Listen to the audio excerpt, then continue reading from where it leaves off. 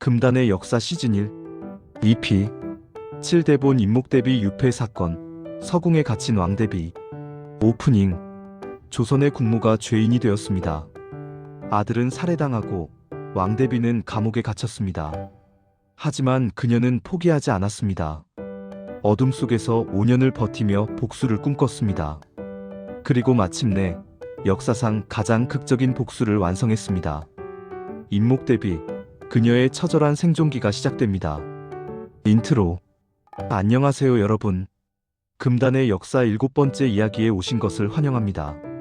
지난 시간 우리는 광해군의 비극적인 삶을 살펴보았습니다.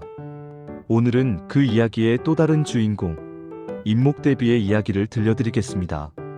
임목대비 김씨. 그녀는 조선 역사상 가장 파란만장한 삶을 산 왕비 중 한 명입니다. 14살의 왕비가 되어 궁궐에 들어왔습니다. 아들 영창대군을 낳아 어머니가 되었습니다. 하지만 남편은 죽고 아들은 살해당하고 자신은 폐비되어 감옥에 갇혔습니다. 그러나 그녀는 무너지지 않았습니다. 서궁의 어둠 속에서 5년을 버티며 복수의 날을 기다렸습니다. 그리고 인조반정이 성공하자 그녀는 다시 일어섰습니다. 복위한 임목대비는 광해군을 폐위시키고 대북파를 처단하고 권력의 중심에 섰습니다. 그녀의 복수는 완벽했습니다. 오늘 우리는 14살 소녀가 어떻게 조선 정치의 핵심 인물이 되었는지, 어떻게 절망 속에서 살아남았는지, 그리고 어떻게 복수를 완성했는지를 이 시간에 걸쳐 상세히 살펴보겠습니다. 준비되셨나요? 자, 이제 1584년 조선으로 떠나보시죠. 장면일 어린 신부, 왕비가 된 소녀, 명문가의 딸. 1584년 한양의 한 명문가에서 여자아이가 태어났습니다. 아버지는 김제남, 연안 김씨 가문의 인물로 당시 권력 있는 양반이었습니다. 어머니는 노씨 부인.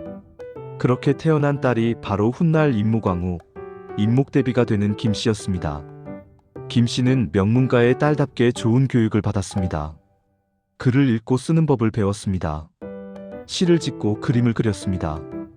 예의범절을 익혔습니다. 총명하고 아름다운 소녀로 자랐습니다. 하지만 그녀는 평범한 삶을 살 수 없었습니다. 운명은 그녀에게 다른 길을 준비하고 있었습니다. 왕비 간택, 14살 소녀의 운명. 1602년 김씨가 14살이 되던 해였습니다. 궁궐에서 왕비 간택이 있다는 소식이 들렸습니다. 선조의 정비 위인왕후가 1584년에 승하한 후 선조는 1592년에 임목대비의 전신인 공성왕후를 맞이했지만 그녀도 일찍 승하했습니다. 이제 다시 왕비를 간택하는 것이었습니다. 아니, 정확히는 1592년에 간택된 것이 바로 우리의 김씨, 임목왕후였습니다. 1592년 김씨의 나이 겨우 8살이었습니다. 왕비 간택은 3차례에 걸쳐 이루어졌습니다. 초간택, 재간택, 삼간택. 전국의 양반과 처녀들 중에서 후보가 선발되었습니다. 그중 김씨가 포함되었습니다. 처음에 김씨의 부모는 기뻤습니다. 우리 딸이 왕비가 되다니. 하지만 동시에 두려웠습니다. 왕실은 화려해 보이지만 실제로는 권력 투쟁의 중심이었습니다. 특히 선조에게는 이미 서자들이 많았습니다. 광해군을 비롯한 여러 왕자들이 있었습니다. 삼간택에서 최종적으로 김씨가 선택되었습니다. 1602년 10월 김씨는 정식으로 왕비로 책봉되었습니다. 임목왕후가 된 것입니다. 그녀의 나이 고작 14살. 반면 선조는 이미 52살의 노인이었습니다. 무려 38살 차이였습니다. 궁궐 입성, 낯선 세계. 14살 소녀 김씨가 궁궐에 들어온 날 모든 것이 낯설었습니다. 거대한 궁궐 건물들, 복잡한 궁중 예법, 수많은 궁녀와 내관들, 그리고 무엇보다 차가운 시선들. 광해군을 비롯한 왕자들은 어린 왕비를 곱지 않은 눈으로 바라보았습니다. 저 어린 계집아이가 왕비라니. 특히 광해군은 불안했습니다. 그는 이미 세자로 책봉된 상태였지만 서자였습니다. 만약 저 어린 왕비가 적자를 낳는다면 자신의 지위가 위태로워질 것이었습니다. 후궁들도 임목왕후를 시기했습니다. 광해군의 어머니 공빈 김씨는 이미 승하했지만 다른 후궁들은 살아있었습니다. 그들은 자신들보다 훨씬 어린 소녀가 왕비가 된 것이 못마땅했습니다. 임무광후는 외로웠습니다. 밤마다 친정집이 그리웠습니다. 어머니가 보고 싶었습니다. 하지만 왕비가 된 이상 함부로 궁궐을 나갈 수도 없었습니다. 4. 선조와의 관계. 선조는 임무광후를 아꼈습니다. 젊고 아름다운 왕비는 노년의 선조에게 활력을 주었습니다. 선조는 임무광후와 많은 시간을 보냈습니다. 그녀에게 시를 지어주었고 함께 산책을 했습니다. 임무광후도 점차 선조에게 마음을 열었습니다. 비록 나이 차이가 컸지만 선조는 그녀에게 친절했습니다. 어린 왕비가 궁궐 생활에 적응하도록 배려했습니다. 왕비, 궁궐 생활이 어렵지는 않소? 전하의 은혜로 잘 지내고 있사옵니다. 친정 부모님이 보고 싶으면 언제든 말하시오. 궁궐로 모시도록 하겠소. 선조의 배려에 임무광후는 감동했습니다. 하지만 궁궐의 다른 이들은 이를 곱지 않게 보았습니다. 왕께서 왕비를 너무 총애하신다. 질투와 시기가 쌓여갔습니다. 첫 번째 시련 후계 문제. 임무광후가 입궁한 지 3년이 지났습니다. 1605년 그녀의 나이 17살이었습니다. 하지만 아직 아들을 낳지 못했습니다. 궁궐에서는 수군거림이 시작되었습니다. 왕비께서 아들을 낳지 못하시는구려. 이러다가 광해군이 그대로 왕위를 잇는 것 아니겠소? 임무광후는 압박감을 느꼈습니다. 조선시대의 왕비의 가장 중요한 임무는 적자, 즉 적통 왕자를 낳는 것이었습니다. 아들을 낳지 못하면 왕비로서의 가치가 없다고 여겨졌습니다. 임무광후는 매일 기도했습니다. 하늘이시여, 제게 아들을 점지해 주소서. 그리고 마침내 기적의 순간, 영창대군 탄생. 1606년 3월 29일 임무광후가 아들을 낳았습니다. 궁궐에 경사를 알리는 북소리가 울렸습니다. 왕비 마마께서 원자를 낳으셨다. 선조는 기뻐서 어쩔 줄 몰랐습니다. 드디어 적자를 얻었구나. 적자를. 아기는 건강했습니다. 우렁차게 울었습니다. 선조는 아들에게 이름을 지어주었습니다. 영창. 영원히 창성하라는 뜻이었습니다. 임무광후는 눈물을 흘렸습니다. 기쁨의 눈물이었습니다. 내 아들, 내가 낳은 아들. 22살의 젊은 어머니는 아들을 품에 안았습니다. 세상 무엇과도 바꿀 수 없는 보물이었습니다. 하지만 그녀는 몰랐습니다. 이 아들이 그녀의 인생에서 가장 큰 기쁨이자 동시에 가장 큰 슬픔이 될 것이라는 것을. 궁궐은 축하 분위기였지만 한편에서는 불안한 시선들이 교차했습니다. 광해군은 창덕궁 자신의 처소에서 이 소식을 들었습니다. 그의 얼굴은 창백했습니다. 적자가 태어났다. 그가 가장 두려워하던 일이 현실이 된 것입니다. 구독자 여러분께 알립니다. 여러분, 잠시만 시간을 내어주세요. 임목대비의 파란만장한 이야기가 시작되었습니다. 좋아요 버튼을 눌러주시고 구독과 알림 설정까지 해주신다면 이 드라마틱한 역사 이야기를 끝까지 함께 하실 수 있습니다. 여러분의 작은 클릭이 큰 힘이 됩니다. 장면 2. 적자의 어머니, 희망과 불안. 영창대군에 대한 사랑. 영창대군이 태어난 후 임무광후의 삶은 완전히 달라졌습니다. 그녀는 헌신적인 어머니가 되었습니다. 아들을 한시도 곁에서 떠나지 않으려 했습니다. 직접 젖을 먹였습니다. 당시 왕비들은 보통 유모에게 수유를 맡겼지만 임무광후는 달랐습니다. 내 아들은 내가 직접 키우겠어요. 밤에 아기가 울면 직접 일어나 달랬습니다. 궁녀들이 말렸지만 소용없었습니다. 마마, 궁녀들이 돌보겠나이다. 아니에요. 내가 돌볼 거예요. 영창대군은 총명한 아기였습니다. 눈이 반짝반짝 빛났고 잘 웃었습니다. 선조도 영창대군을 무척 아꼈습니다. 퇴조 후에는 항상 왕비의 처소로 가서 아들을 안아보았습니다. 이 아이를 보라. 얼마나 영특한가. 전하, 대군이 오늘 처음으로 뒤집기를 했사옵니다.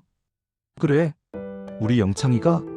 선조는 신하들에게도 자랑했습니다. 영창이는 장차 훌륭한 왕이 될 것이다.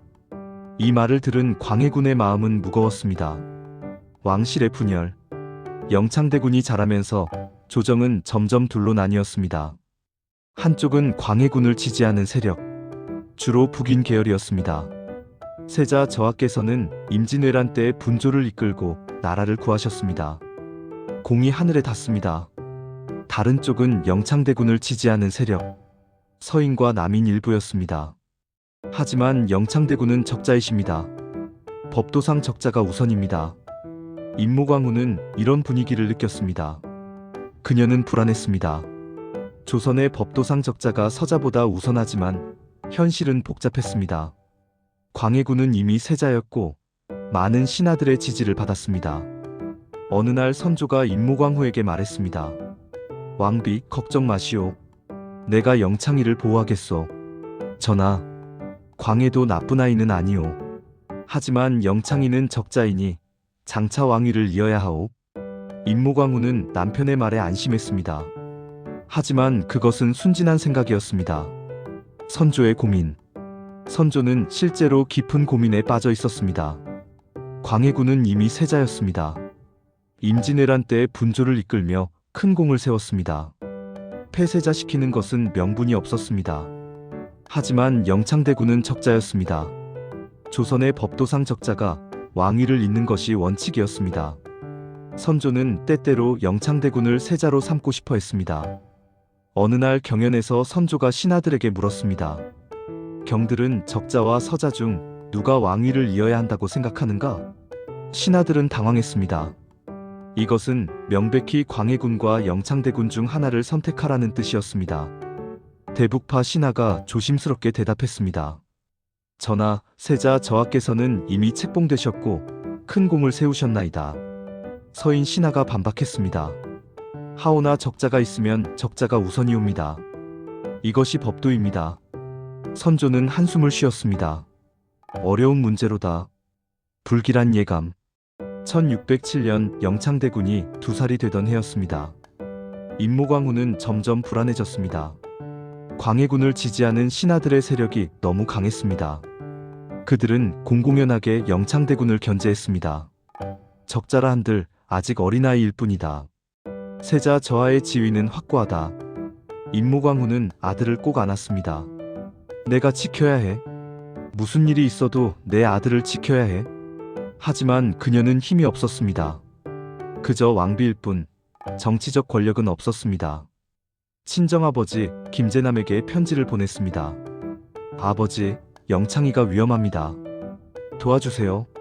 김제남은 딸을 걱정했지만 그 역시 할 수 있는 일이 별로 없었습니다. 1608년 더 큰 위기가 다가오고 있었습니다.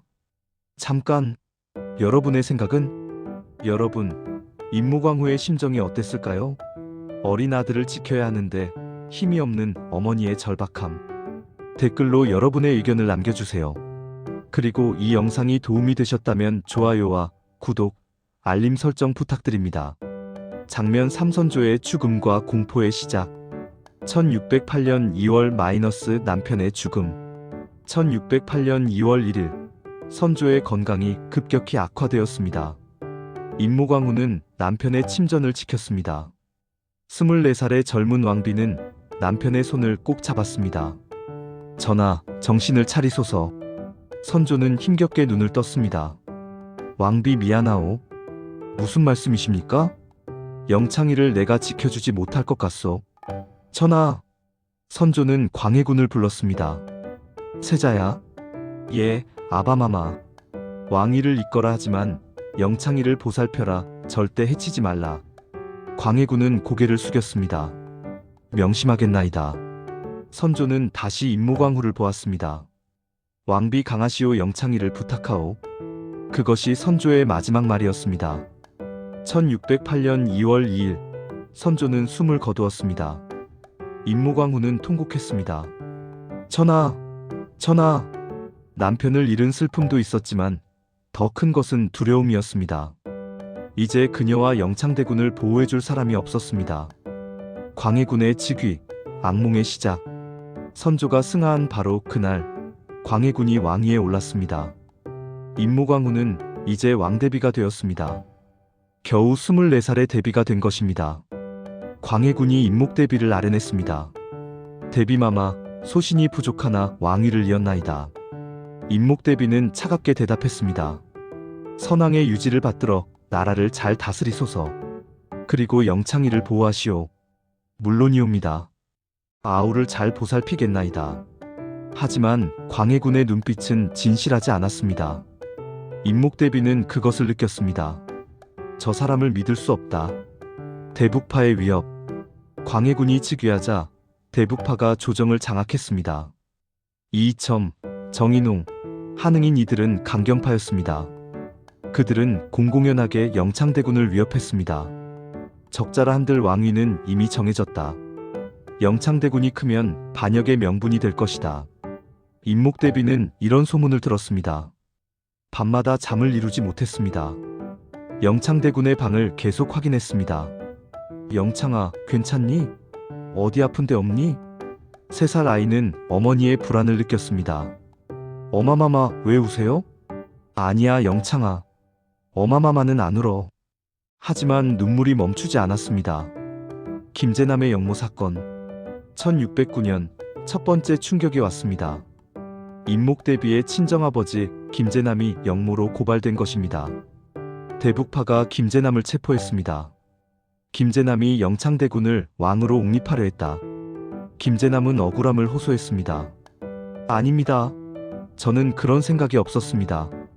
하지만 대북파는 이미 증거를 조작해 놓았습니다. 고문으로 거짓 자백을 받아냈습니다. 김제남은 사형당했습니다. 임목대비는 이 소식을 듣고 기절했습니다. 아버지. 친정아버지를 잃은 슬픔과 분노가 밀려왔습니다. 더 무서운 것은 이것이 자신과 영창대군을 향한 경고라는 것을 알았기 때문입니다. 임해군의 죽음. 같은 해 또 다른 충격적인 소식이 들렸습니다. 광해군의 형 임해군이 강화도에서 죽었다는 것입니다. 공식적으로는 병사했다고 했지만 실제로는 사사되었다는 소문이 돌았습니다. 임목대비는 경악했습니다. 형까지 죽였다. 그렇다면 동생인 영창이는? 공포가 밀려왔습니다.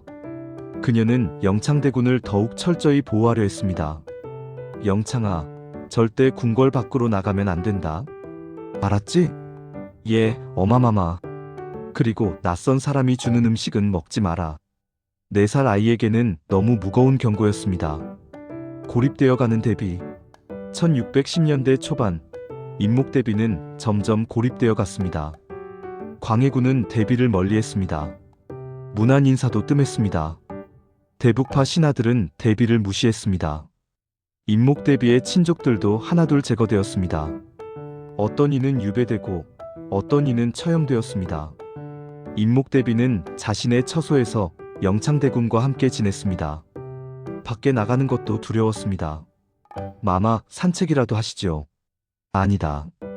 여기가 안전하다. 그녀는 창문 너머로 궁궐을 바라보았습니다. 이곳이 감옥처럼 느껴진다. 하지만 진짜 감옥은 아직 오지 않았습니다. 역사의 한 장면. 잠시 영상을 멈추고 생각해보세요. 24살의 젊은 과부가 된 임목대비. 남편도 잃고 아버지도 잃고 친족들도 제거당하면서도 어린 아들을 지키려 애쓰는 어머니. 그녀의 절박함이 느껴지시나요? 댓글로 여러분의 생각을 나눠주세요. 그리고 좋아요와 구독, 알림 설정 잊지 마세요. 장면 4. 영창대군의 죽음. 어머니의 절규. 1614년 운명의 해.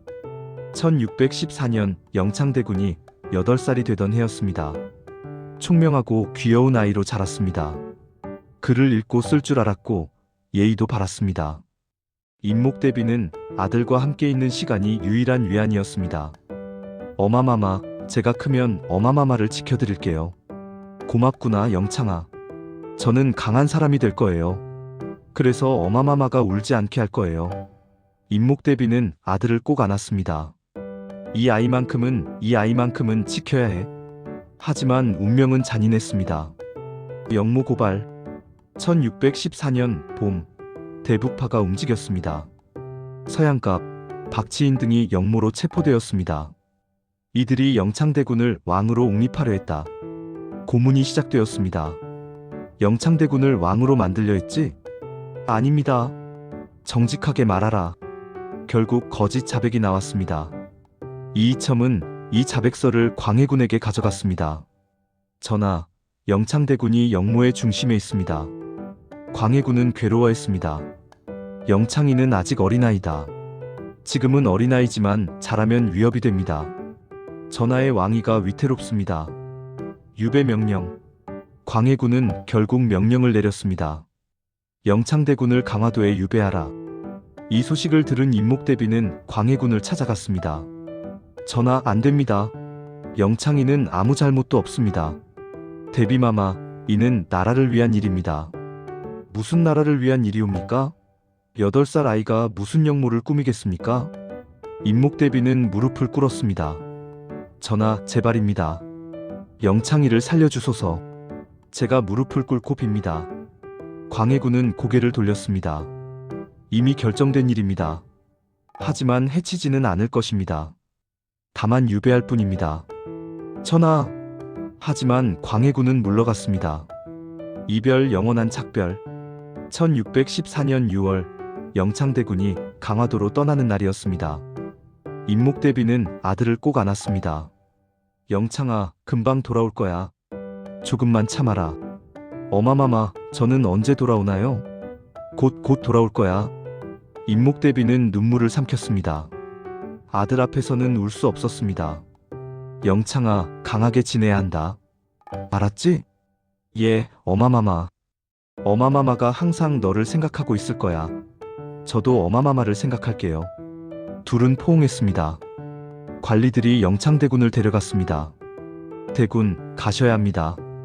영창대군은 뒤돌아보며 손을 흔들었습니다. 어마마마, 잘 계세요. 임목대비도 손을 흔들었습니다. 영창아. 아들의 모습이 점점 멀어졌습니다. 임목대비는 그 자리에 주저앉아 울었습니다. 영창아, 영창아. 이것이 어머니와 아들의 마지막 만남이었습니다. 끔찍한 소식. 며칠 후 충격적인 소식이 전해졌습니다. 영창대군이 강화도에서 죽었다는 것입니다. 임목대비는 믿을 수 없었습니다.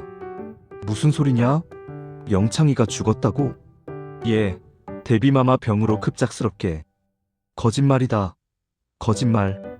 하지만 곧 진실이 밝혀졌습니다. 영창대군은 병사한 것이 아니었습니다. 한여름에 온도를 뜨겁게 달구어 열사병으로 죽게 한 것입니다. 임목대비는 비명을 질렀습니다. 아, 내 아들, 내 아들.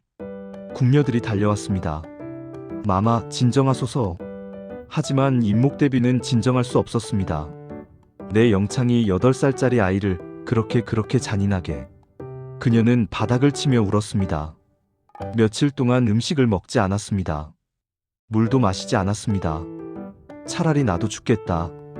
궁녀들이 강제로 음식을 먹였습니다. 마마, 살아계셔야 합니다.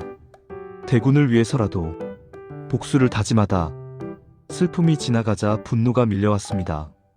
임목대비는 광해군을 저주했습니다. 광해군, 네가 내 아들을 죽였다. 너는 반드시 벌을 받을 것이다. 하늘이 너를 용서하지 않을 것이다. 매일 밤 통곡하며 저주했습니다. 그리고 다짐했습니다. 나는 살아남겠다. 복수를 하기 위해, 광해군을 끌어내리기 위해, 대북파를 처단하기 위해. 영창아, 어마마마가 반드시 복수하마. 기다려라. 슬픔이 복수심으로 변했습니다. 그리고 그 복수심이 그녀를 살아가게 했습니다. 여러분의 참여가 필요합니다. 역사를 함께 공부하는 여러분, 어머니 임목대비의 고통이 느껴지시나요? 8살 아들을 그렇게 잃은 어머니의 심정. 좋아요 버튼 눌러주시고 구독과 알림 설정으로 응원해주세요. 여러분의 관심이 더 좋은 역사 콘텐츠를 만듭니다. 장면 5패비, 왕대비에서 죄인으로. 대비의 저주. 영창대군이 죽은 후 임목대비는 매일 광해군을 저주했습니다. 처소에서 큰 소리로 울부짖었습니다. 광해군은 천벌을 받을 것이다. 동생을 죽인 역적놈. 하늘이 너를 용서하지 않을 것이다. 대비의 저주 소리는 궁궐 전체에 울려 퍼졌습니다. 신하들도 들었고 궁녀들도 들었고 백성들도 소문으로 들었습니다. 대북파는 이를 문제 삼기 시작했습니다. 대북파의 계획. 이이첨이 다른 대북파 신하들과 모였습니다. 대비가 왕을 저주하고 있어. 이것은 반역이나 다름없소. 대비를 그대로 둘 수 없소. 조치를 취해야 하오. 어떤 조치 말이오? 폐비시키는 것이오. 모두 놀랐습니다. 왕대비를 폐비시킨다고? 그런 일이 가능하오? 조선 역사상 전례가 없는 일이오. 바로 그렇기 때문에 더욱 강력한 조치가 되는 것이오. 이이첨은 계획을 세웠습니다. 무당 사건 조작. 1617년 대북파는 증거를 조작하기 시작했습니다. 임목대비가 무당을 불러 광해군을 저주했다는 것입니다. 실제로는 그런 일이 없었지만 대북파는 거짓 증인들을 만들었습니다. 대비께서 무당을 불러 주술을 행했습니다. 왕을 저주하는 굿을 했습니다. 이것은 명백한 역모입니다. 이이첨은 이 증거들을 모아 광해군에게 보고했습니다. 전하, 대비께서 전하를 저주하고 있습니다. 이것은 용납할 수 없는 일입니다. 광해군은 괴로워했습니다. 대비는 선왕의 왕비이시다. 하오나 전하를 저주하고 반역을 꾀하고 있습니다. 방치하면 전하가 위험합니다. 폐비 결정. 1618년 광해군은 역사적인 결정을 내렸습니다. 임목대비를 폐비시키기로 한 것입니다. 조정회의에서 발표되었습니다. 임목대비가 왕을 저주하고 무당을 불러 주술을 행했다. 이는 반역이다. 따라서 대비의 지위를 박탈하고 서인으로 강등한다. 신하들 중 일부가 반대했습니다. 전하, 이는 너무 심한 처사입니다. 왕대비를 폐위시킨 예가 어디 있습니까? 하지만 대북파의 압력은 강했습니다. 반역자를 처벌하는 것이 무엇이 잘못되었소? 결국 폐비교서가 발표되었습니다. 서궁 유폐. 임목대비는 서궁에 유폐되었습니다. 서궁은 궁궐 서쪽에 있는 작은 건물이었습니다. 원래는 왕실 여성들이 거처하는 곳이었지만 이제는 감옥이 되었습니다. 관리들이 임목대비를 강제로 끌고 갔습니다. 폐비 김씨, 서궁으로 가시오. 나를 놓아라. 나는 조선의 왕대비다. 이제 왕대비가 아니오. 폐비일 뿐이오. 임목대비는 저항했지만 소용없었습니다. 서궁에 도착했습니다. 좁고 어두운 방이었습니다. 창문은 작았고 햇빛도 잘 들지 않았습니다. 문이 닫히고 자물쇠가 채워졌습니다. 이제부터 이곳이 당신의 거처요. 임목대비는 방 안을 둘러보았습니다. 한때 화려한 궁궐에서 살던 왕비가 이제는 이런 감옥에 갇힌 것입니다. 그녀는 바닥에 주저앉았습니다. 이것이 내 운명인가? 외부와 차단. 서궁에서 임목대비는 완전히 고립되었습니다. 외부와의 연락이 일체 차단되었습니다. 친족을 만날 수 없었습니다. 편지도 주고받을 수 없었습니다. 심지어 제대로 된 식사도 제공되지 않았습니다. 하루 두 끼, 보잘것없는 음식이 전부였습니다. 옷도 제대로 갈아입을 수 없었습니다. 화려한 대비의 복식은 빼앗기고 평범한 옷만 남았습니다. 임목대비는 이 모든 굴욕을 참아야 했습니다. 첫 번째 밤. 서궁에서의 첫 번째 밤. 임목대비는 잠을 이룰 수 없었습니다. 어둠 속에서 그녀는 지난 세월을 떠올렸습니다.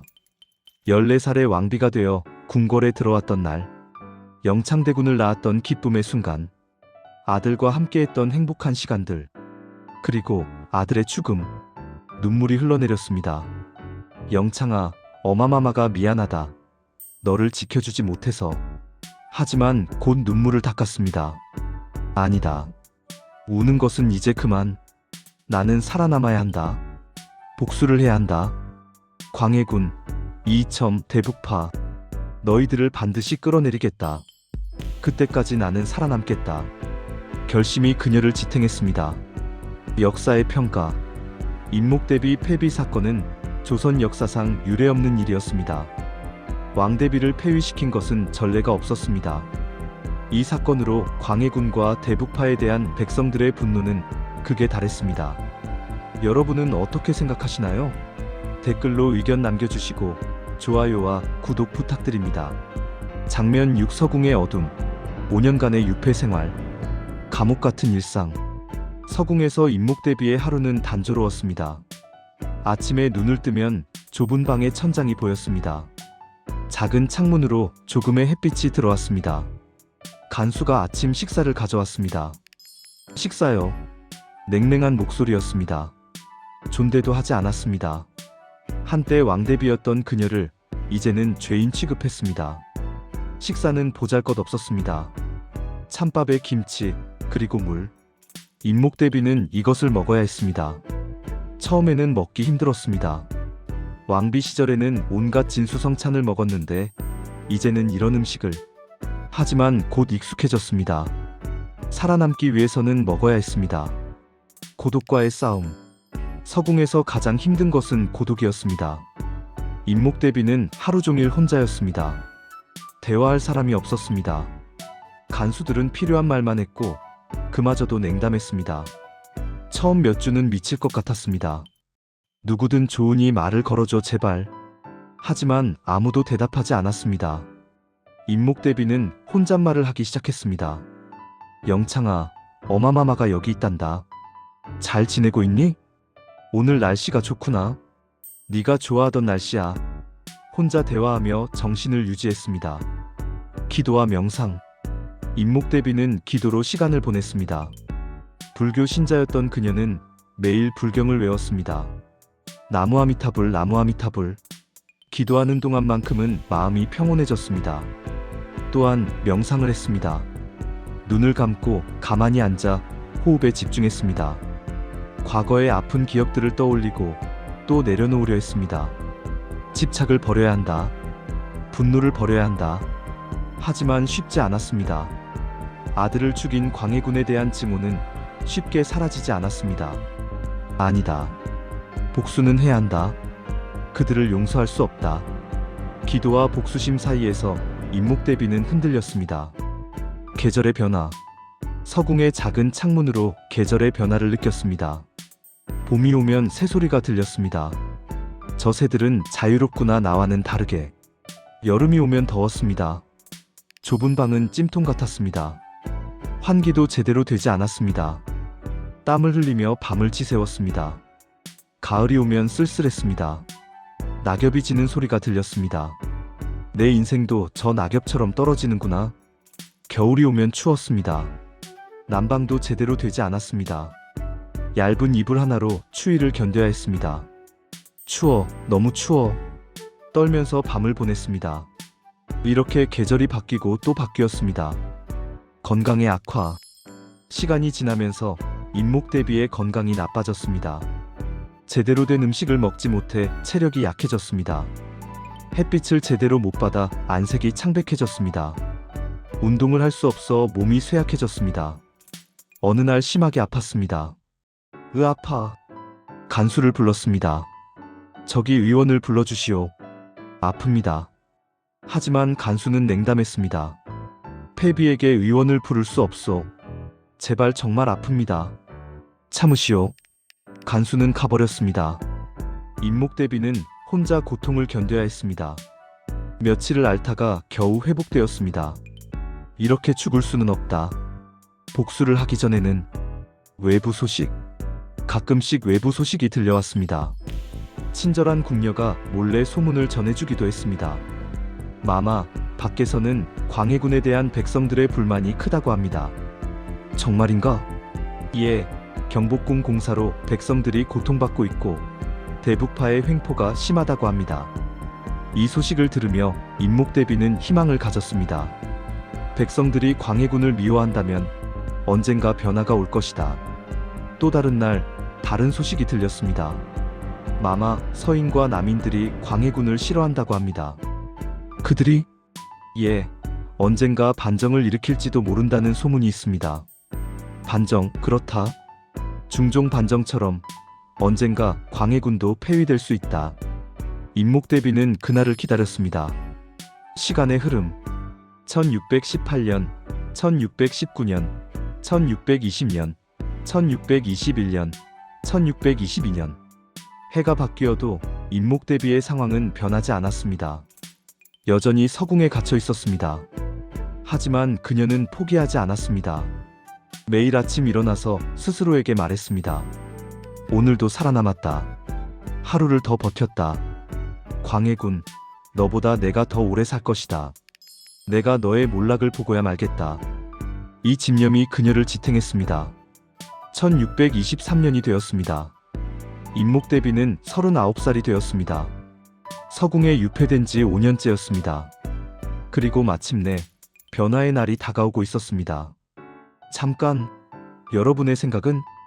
5년 동안 감옥 같은 곳에 갇혀 있으면서도 포기하지 않은 임목대비의 의지. 여러분은 그런 상황에서 버틸 수 있을까요? 댓글로 여러분의 의견을 남겨주세요. 그리고 좋아요와 구독, 알림 설정 부탁드립니다. 장면 7반정의 희망, 은밀한 접촉. 1622년, 은밀한 방문자. 1622년 가을, 어느 날 밤. 임목대비는 평소처럼 서궁의 방에 누워 있었습니다. 갑자기 작은 소리가 들렸습니다. 마마. 누군가 창문 밖에서 속삭였습니다. 임목대비는 놀라 일어났습니다. 누구냐? 쉿! 조용히 하소서. 저는 서인의 김유입니다. 김유, 서인의 핵심 인물이었습니다. 임목대비는 창문으로 다가갔습니다. 김유, 여기에 어찌?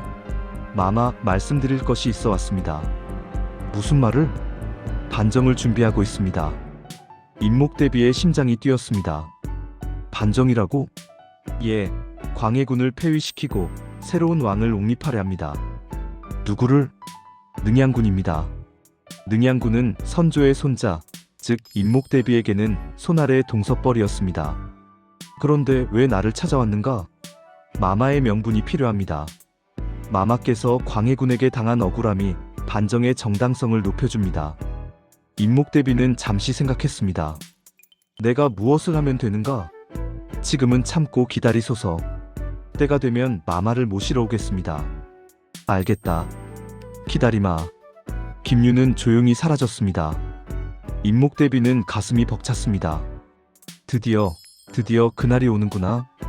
반정 세력과의 연결. 그 후로 가끔씩 은밀한 접촉이 이어졌습니다. 또 다른 서인 신하 이귀도 찾아왔습니다. 마마, 준비가 진행 중입니다. 얼마나 더 기다려야 하는가? 조금만 더 기다리소서. 군사를 모으고 있습니다. 신경진도 찾아왔습니다.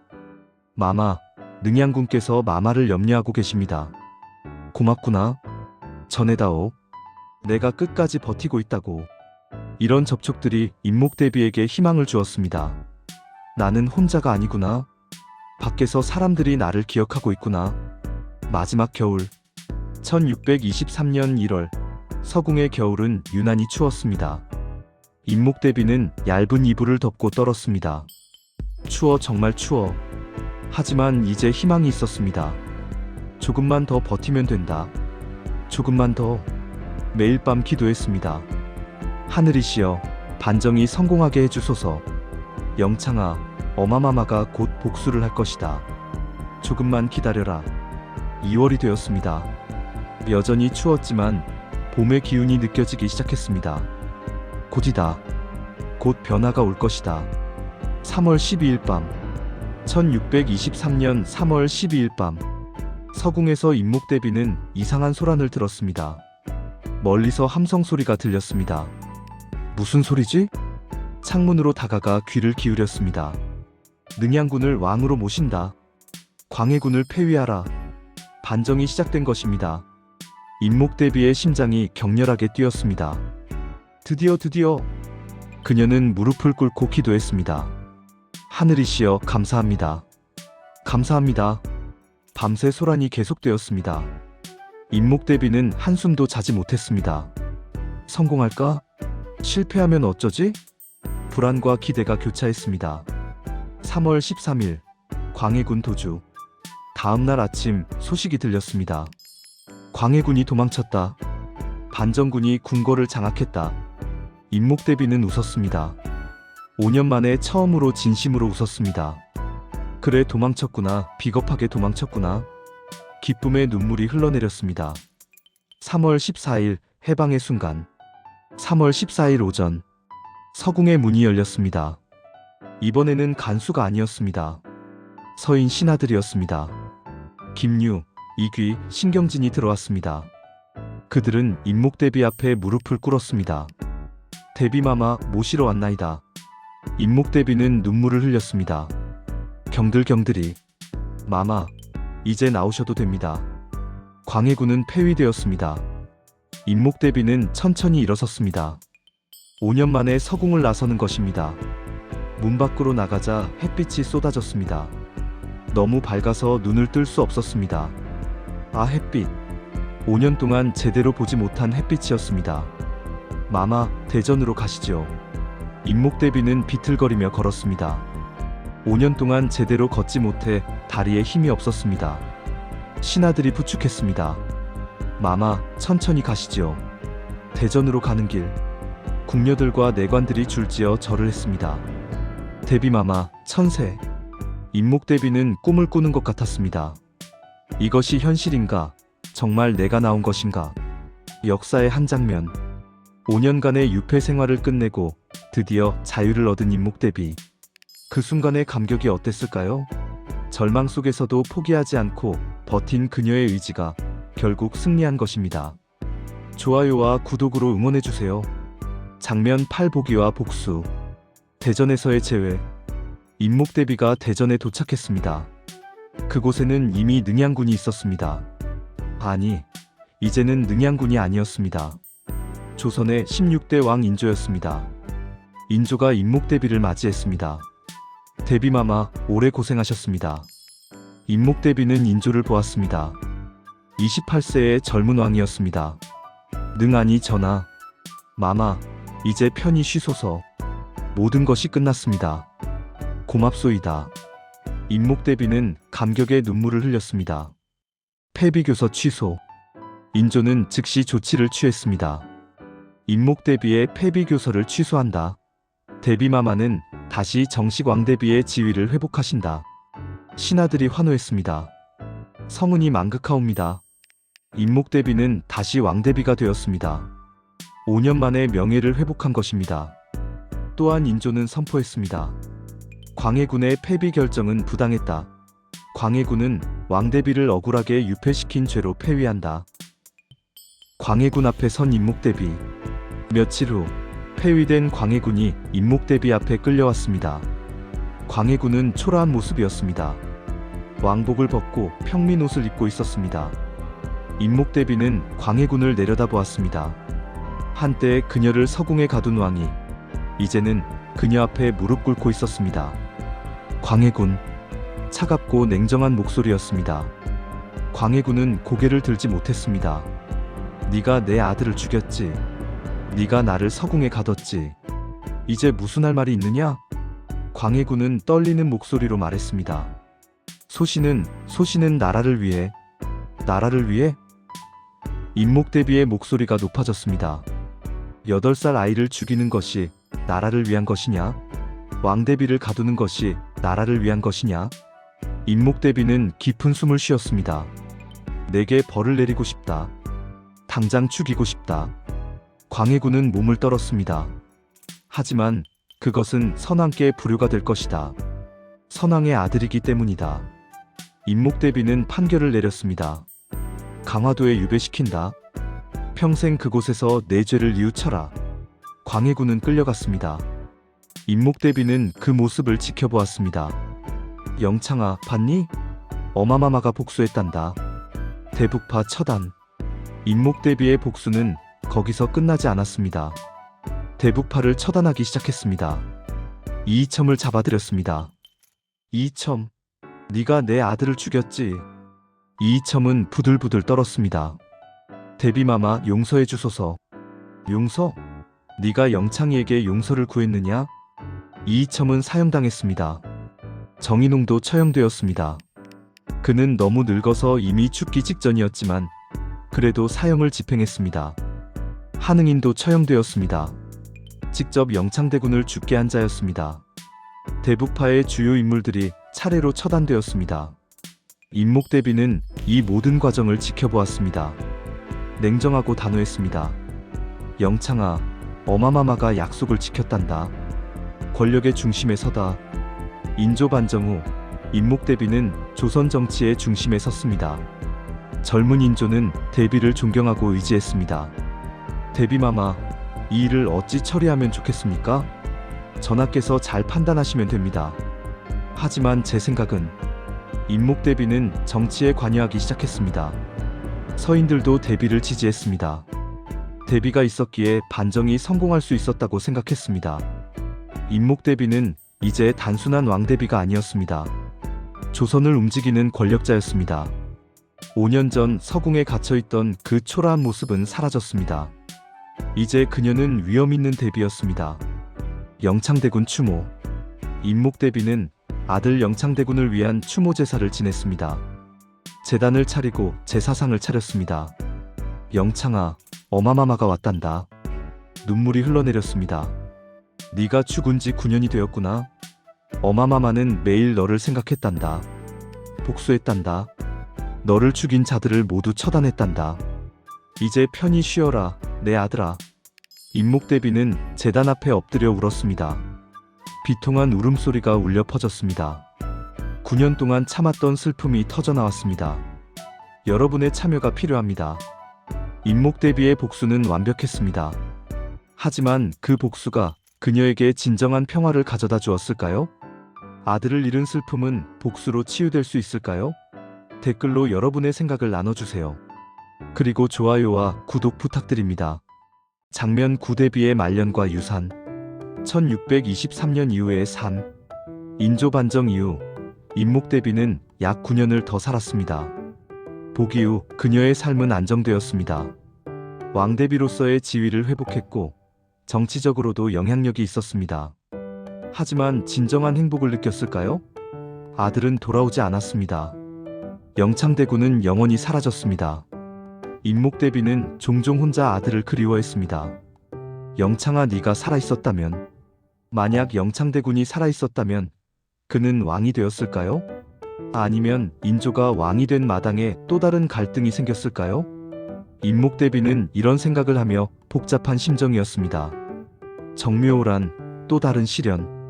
1627년 정묘호란이 일어났습니다. 후금 청나라의 조선을 침략한 것입니다. 광해군이 그토록 피하려 했던 전쟁이 일어난 것입니다. 인조는 강화도로 피난했습니다. 임목대비도 함께 피난했습니다. 강화도로 가는 배 안에서 임목대비는 복잡한 심정이었습니다. 광해군의 중립외교가 혹시 옳았던 것일까? 우리가 명나라만 고집하지 않았다면 이 전쟁을 피할 수 있었을까? 하지만 곧 고개를 저었습니다. 아니다. 광해군은 폭군이었다. 내 아들을 죽인 자다. 그의 정책이 옳았을 리 없다. 정묘호란은 다행히 빠르게 끝났습니다.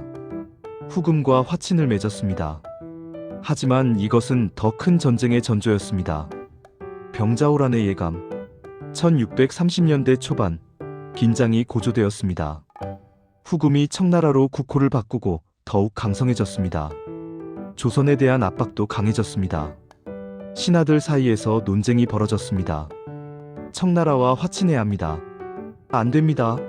명나라를 배신할 수 없습니다. 임목대비는 이 논쟁을 들으며 불안했습니다.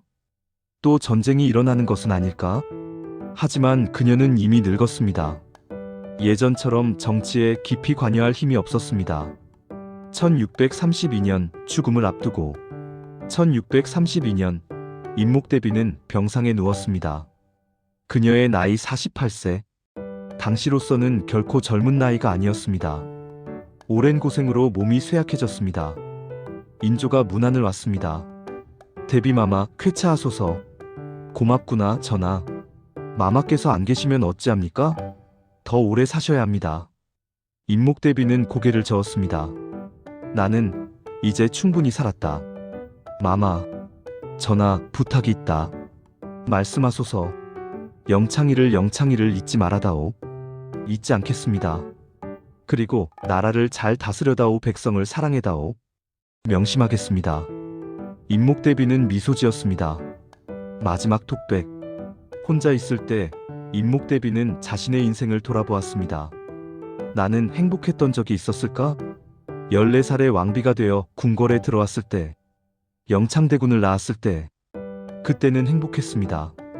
하지만 그 후로는 아들의 죽음, 서궁 유패, 복수. 내 인생은 복수로 점철되었구나. 하지만 후회는 없었습니다. 나는 할 만큼 했다. 복수도 했다. 영창이의 한을 풀어주었다. 이제 편히 쉴 수 있을 것 같다. 1632년 9월 최후의 순간. 1632년 9월 2일 임목대비는 조용히 숨을 거두었습니다. 그녀의 나이 48세였습니다. 임종 직전 그녀는 중얼거렸습니다. 영창아, 엄마마마가 간다. 이제 만날 수 있겠구나. 그것이 마지막 말이었습니다. 임목대비의 죽음은 조정의 슬픔을 가져왔습니다. 인조는 통곡했습니다. 대비마마. 서인 신하들도 슬퍼했습니다. 임목대비마마께서 승하하셨다. 성대한 장례가 치러졌습니다. 임목대비는 선조 옆에 묻혔습니다. 임목대비의 유산. 임목대비의 유산은 무엇이었을까요? 첫째, 그녀는 절망 속에서도 포기하지 않는 의지의 상징이 되었습니다. 5년간의 유패 생활을 버티고 결국 복수에 성공한 그녀의 이야기는 많은 사람들에게 영감을 주었습니다. 둘째, 그녀는 모성의 상징이었습니다. 아들을 위해 끝까지 싸운 어머니. 죽은 아들의 한을 풀어준 어머니. 셋째, 그녀는 인조 반정의 정당성을 부여했습니다. 광해군의 폭정을 상징하는 인물로서 그녀의 존재가 반정을 정당화했습니다. 넷째, 그녀는 조선 역사상 가장 파란만장한 삶을 산 왕비 중 하나로 기억되었습니다. 역사적 평가. 현대 역사학자들은 임목대비를 어떻게 평가할까요? 긍정적 평가. 강인한 의지와 생존력. 부당한 대우에 굴하지 않은 용기. 아들을 향한 깊은 모성애. 비판적 평가. 복수심이 너무 강했다. 정치적으로 서인에 치우쳐 당파 갈등을 심화시켰다. 광해군의 정책 중 좋은 것도 있었는데 무조건 부정했다. 하지만 분명한 것은 임목대비는 그 시대를 살아낸 한 여성의 치열한 삶을 보여주었다는 것입니다. 만약. 역사에 만약은 없지만 상상해 볼 수는 있습니다. 만약 영창대군이 죽지 않았다면? 만약 광해군이 임목대비를 폐위시키지 않았다면? 만약 인조반정이 실패했다면? 역사는 완전히 달라졌을 것입니다. 하지만 역사는 일어난 그대로입니다. 영창대군은 죽었고 임목대비는 유패되었고 인조반정은 성공했습니다. 그리고 임목대비는 복수를 완성했습니다. 역사의 교훈. 임목대비의 이야기는 우리에게 무엇을 가르쳐 줄까요? 절망 속에서도 희망을 잃지 않는 것? 부당함에 맞서 싸우는 것? 아니면 복수의 공허함? 여러분은 어떻게 생각하시나요? 댓글로 의견 남겨주세요. 그리고 좋아요와 구독 부탁드립니다. 에필로그 임목대비 그 후의 이야기. 병자호란. 임목대비가 보지 못한 비극.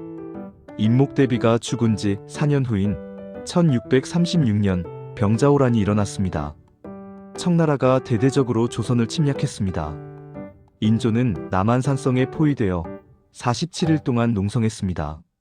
그리고 결국 굴욕적으로 항복했습니다. 1637년 1월 삼전도에서 인조는 청나라 황제 앞에 무릎을 꿇었습니다.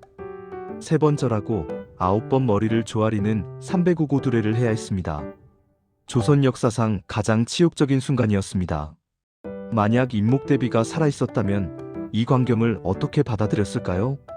그녀가 그토록 증오했던 광해군의 중립외교가 어쩌면 이 굴욕을 피할 수 있는 유일한 방법이었을지도 모릅니다. 하지만 역사는 이미 흘러갔습니다. 영창대군에 대한 기억. 시간이 흐르면서 영창대군은 조선 역사에서 비극적 인물로 기억되었습니다. 8살에 억울하게 죽은 왕자. 권력 투쟁의 희생양. 많은 사람들이 영창대군을 애도했습니다. 후대의 왕들도 영창대군을 추모했습니다. 영조는 영창대군의 묘를 찾아가 제사를 지냈습니다. 불쌍한 대군이시여. 정조도 영창대군을 언급하며 안타까워했습니다. 권력이 얼마나 잔인한지를 보여주는 사례다. 영창대군은 조선 역사상 가장 비극적인 왕자 중 하나로 기억되었습니다. 임목대비에 대한 재평가. 시대가 흐르면서 임목대비에 대한 평가도 변했습니다. 조선시대에는 주로 긍정적으로 평가되었습니다. 광해군의 폭정을 견뎌낸 대비, 아들을 위해 복수한 위대한 어머니. 하지만 현대에 와서는 더 복잡한 평가가 나왔습니다. 어떤 역사학자는 말합니다. 임목대비는 희생자이면서 동시에 정치적 도구였다. 서인들이 그녀를 이용해 권력을 잡았다. 또 다른 학자는 말합니다. 임목대비의 복수심이 조선 정치를 더욱 당파적으로 만들었다. 하지만 모두가 동의하는 것은 그녀가 극도로 어려운 상황에서 살아남았다는 것입니다. 드라마와 소설 속의 임목대비. 임목대비의 이야기는 많은 드라마와 소설의 소재가 되었습니다. 그녀의 파란만장한 삶은 극적인 요소가 가득했기 때문입니다. 어떤 작품에서는 그녀를 강인한 여성으로 그립니다. 어떤 작품에서는 복수에 사로잡힌 비극적 인물로 그립니다. 어떤 작품에서는 정치적 희생자로 그립니다. 각 작품마다 임목대비는 조금씩 다른 모습으로 그려집니다. 하지만 공통점은 있습니다. 모두가 그녀를 잊을 수 없는 강렬한 인물로 기억한다는 것입니다. 현대인에게 주는 교훈. 임목대비의 이야기가 현대를 사는 우리에게 주는 교훈은 무엇일까요? 첫째, 절망 속에서도 희망을 잃지 말아야 한다는 것입니다. 임목대비는 5년간 서궁에 갇혀 있었지만 포기하지 않았습니다. 그녀는 매일 살아남기 위해 싸웠고 결국 승리했습니다. 둘째, 부당한 대우에 맞서 싸워야 한다는 것입니다. 임목대비는 억울하게 폐위되고 유폐되었지만 그 부당함을 인정하지 않았습니다. 그녀는 자신의 정당성을 끝까지 주장했고 결국 명예를 회복했습니다. 셋째, 하지만 복수가 모든 것을 해결하지는 못한다는 것입니다. 임목대비는 복수에 성공했지만 죽은 아들은 돌아오지 않았습니다. 복수는 그녀에게 만족감을 주었을지 모르지만 진정한 평화를 주지는 못했습니다. 넷째, 개인의 비극 뒤에는 항상 시대적 배경이 있다는 것입니다. 임목대비의 비극은 단순히 개인의 불행이 아니었습니다. 조선시대의 왕실의 권력 투쟁, 당파 갈등, 적서차별 등 시대적 문제가 복합적으로 작용한 결과였습니다. 만약 임목대비가 현대를 산다면 어떤 삶을 살았을까요? 그녀의 강인한 성격과 생존 의지를 생각하면 아마도 성공한 여성이 되었을 것입니다. 정치인이 되었을까요? 사회운동가가 되었을까요? 아니면 기업가가 되었을까요? 어떤 직업을 가졌든 그녀는 불의에 맞서 싸우는 사람이 되었을 것입니다. 그녀의 모성애를 생각하면 아이들을 위한 일을 했을 수도 있습니다. 하지만 확실한 것은 그녀는 결코 쉽게 포기하지 않았을 것이라는 점입니다. 클로징. 여러분, 오늘 우리는 임목대비의 파란만장한 48년의 삶을 함께 살펴보았습니다. 14살의 왕비가 되어 궁궐에 들어온 소녀, 아들 영창대군을 낳아 행복했던 젊은 어머니, 아들을 잃고 절망에 빠진 과부, 서궁에 유폐되어 5년을 견뎌낸 강인한 여인, 인조 반정 후 복수를 완성한 왕대비. 임목대비의 삶은 우리에게 많은 것을 생각하게 합니다. 운명의 잔인함, 권력의 무상함, 모성의 위대함, 복수의 공허함. 그녀는 완벽한 사람이 아니었습니다. 실수도 있었고 한계도 있었습니다. 하지만 그녀는 분명 치열하게 살았고 끝까지 포기하지 않았고 자신의 방식대로 정의를 실현했습니다. 역사는 그녀를 다양하게 평가합니다. 어떤 이는 그녀를 영웅으로 보고, 어떤 이는 비극적 희생자로 보고, 어떤 이는 복수에 사로잡힌 인물로 봅니다. 하지만 분명한 것은 임목대비는 조선 역사상 가장 드라마틱한 삶을 산 여성 중 하나라는 것입니다. 그녀의 이야기가 여러분에게 의미 있는 시간이 되었기를 바랍니다. 다음 시간에는 영조의 피해 숙청 이인좌의 난과 신임사화의 이야기로 찾아뵙겠습니다. 탕평책을 추구했지만 동시에 가혹한 숙청도 단행했던 영조의 이중적 모습을 살펴보겠습니다. 지금까지 금단의 역사이었습니다. 좋아요, 구독, 알림 설정으로 함께 해주세요. 여러분의 관심이 더 좋은 역사 콘텐츠를 만듭니다. 감사합니다. ENDCARD. 다음 에피소드 예고 2피. 팔영조의 피해 숙청 이인좌의 난과 신임사화. 탕평을 외쳤던 왕이 가장 많은 피를 흘렸습니다. 이인좌의 난, 신임사화. 그리고 끝없는 숙청. 영조는 왜 이렇게 많은 사람을 죽여야 했을까요? 평화를 원했던 왕의 역설적인 폭력, 그 이면을 파헤칩니다. 다음 EP 8에 공개됩니다. 구독과 알림 설정하고 놓치지 마세요.